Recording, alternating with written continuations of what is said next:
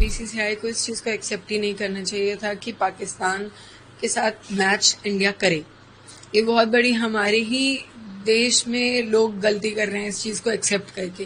BCCI की emotions मुझे लगता है ही नहीं उन 26 परिवार की तरफ। वो 26 परिवार, उसके बाद ऑपरेशन सिंदूर में मारे गए जवान, इन सब की मौत आपके लिए कोई फर्क नहीं है, इन सब की शहादत आपके लिए कोई मत वैल्यू नहीं रखती। शायद इसलिए क्योंकि आपके घर से कोई नहीं गया। बीसीसीआई के जितने भी लोग हैं उनकी फैमिली से कोई नहीं गया, इसलिए कोई नहीं बोल रहा, शायद इसलिए कोई रिएक्शन नहीं दे रहा। दूसरी चीज, ये क्रिकेटर्स हमारे कहाँ सो रहे हैं। सबसे ज्यादा अगर बोला जाता है कि नेशनैलिटी है किसी में तो क्रिकेटर्स में होती है, जितना मैंने सुना है, जितना मैंने समझा है। इसीलिए क्रिकेट को एक नेशनल गेम की तरह देखा जाता है, जबकि हॉकी हमारा नेशनल गेम है। उसके बाद एक भी क्रिकेटर, एक दो के अलावा क्रिकेटर्स आए नहीं है ये बोलने कि नहीं हमें इंडिया पाकिस्तान का मैच बायकॉट करना है, हम पाकिस्तान के साथ नहीं खेलना चाहते। आप स्टैंड लो ना। बीसीसीआई की इतनी हिम्मत थोड़ी ना है कि आपके ऊपर बंदूक रख के आपको गेम खिलवा देगी। आप स्टैंड लीजिए अपने देश के लिए, वो भी नहीं ले रहे हैं। उसके बाद मैं ये लोगों से, आप सबसे, जो स्पॉन्सर्स इस गेम को स्पॉन्सर कर रहे हैं, जो टीवी चैनल, सोनी चैनल इसको दिखा रहा है, मैं उन सबसे पूछना चाहती हूँ, आपके अंदर इंसानियत, आपके अंदर आपके 26 लोगों के लिए जो नेशनैलिटी है वो खत्म हो चुकी है। क्योंकि स्पॉन्सर्स तो मिल ही गए इन लोगों को, सोनी ने इसको दिखाने के लिए एग्री भी किया है, ऊपर से इतना प्रचार चल रहा है, इतना ज्यादा उस चीज को लेके दिखा रहे हैं कि ये इंडिया पाकिस्तान, ऑपरेशन सिंदूर के बाद इंडिया पाकिस्तान का पहला मैच है। दिमाग खत्म है आप लोगों का, इमोशंस खत्म है। आप अपने नेशन के लिए आप कुछ करना ही नहीं चाहते हो, आपके अंदर कुछ बचा ही नहीं है। आप एक छोटी सी बात समझिए, आपके साथ आपका पड़ोसी लड़ लेता है तो आप बात नहीं करते हो उससे। आपके पड़ोसी मुल्क ने आके आपके देश में घुस के आपके लोगों को हिंदू पूछ के मारा है और आप उसकी शक्ल देख के उसके साथ एक मैच खेलोगे? इतनी आपके अंदर इतना भी कुछ बचा है? मर चुके, आंख का पानी खत्म है, इन लोगों का कुछ नहीं बचा है।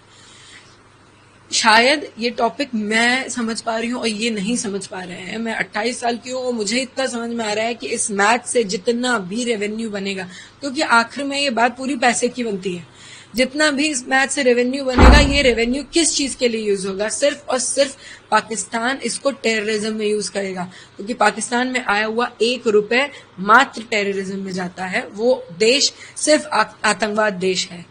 जब आपको ये बात पता है, जब आपके देश में इतनी बार टेररिज्म अटैक हो चुका है, तो आप उस देश के साथ मैच खेलोगे, आप उन्हें रेवेन्यू दोगे, आप उन्हें फिर तैयार करोगे कि वो आके हमें दोबारा मारें, हमारे देश में दोबारा घुसें, दोबारा मारें, क्योंकि मजबूत करोगे ना आप उन्हें। मुझे नहीं समझ में आता क्यों।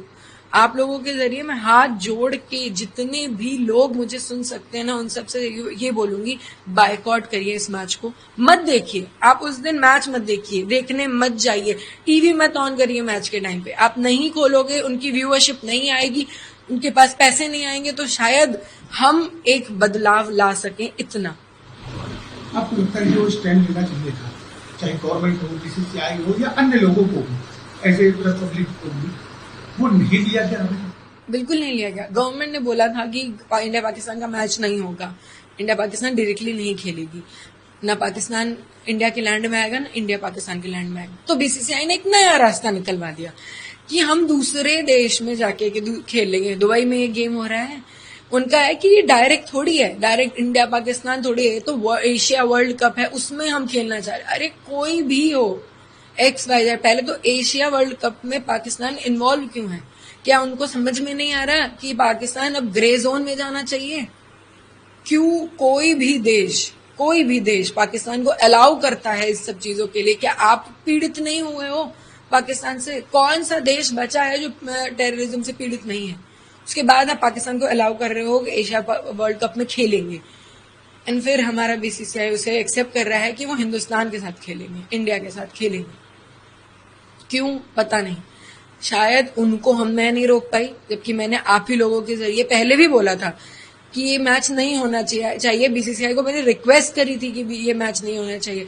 शायद मेरी आवाज उन तक नहीं पहुंची, लेकिन मेरी आवाज शायद आपके जरिए नॉर्मल लोगों तक पहुंच सके, जो मुझे रोज सुन पाते हैं, कि प्लीज बायकॉट करिए इस मैच को। और शायद हमारे पास कोई रास्ता बचा नहीं बायकॉट के अलावा।